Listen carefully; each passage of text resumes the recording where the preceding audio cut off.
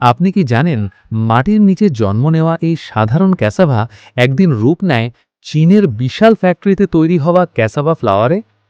আজ আমরা দেখব জমি থেকে শুরু করে ফ্যাক্টরি পর্যন্ত ক্যাসাভার সম্পূর্ণ যাত্রা।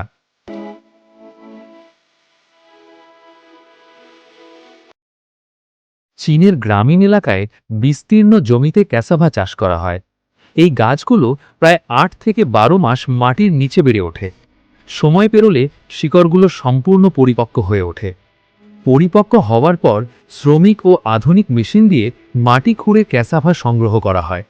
মাটির নিচ থেকে বেরিয়ে আসে বিশাল আকারের শিকড়গুলো, যেগুলো তখনও কাদামাখা। সংগ্রহ করা ক্যাসাভা ট্রাকে করে পাঠানো হয় প্রসেসিং ফ্যাক্টরিতে।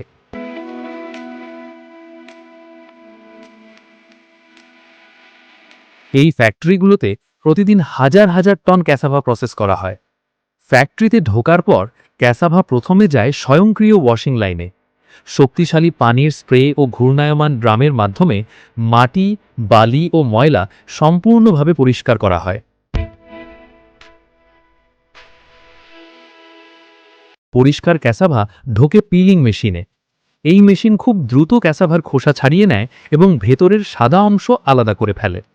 খোসা ছাড়া ক্যাসাভা ছোট ছোট টুকরো করে কাটা হয়। এরপর শক্তিশালী গ্রাইন্ডার মেশিনে এগুলো গুঁড়ো করে ঘন ক্যাসাভা পেস্টে পরিণত করা হয়।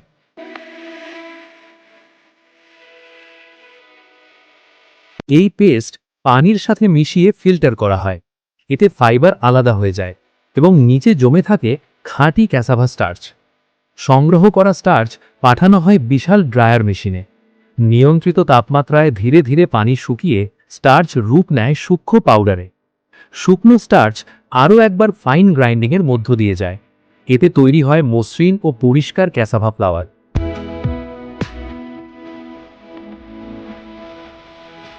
এই ফ্লাওয়ার ব্যবহার হয় নুডলস, বেকারি ও নানা খাবারে। চূড়ান্ত মান নিয়ন্ত্রণের পর ক্যাসাভা ফ্লাওয়ার প্যাকেটজাত করা হয়। এরপর এটি রপ্তানি করা হয় বিশ্বের বিভিন্ন দেশে।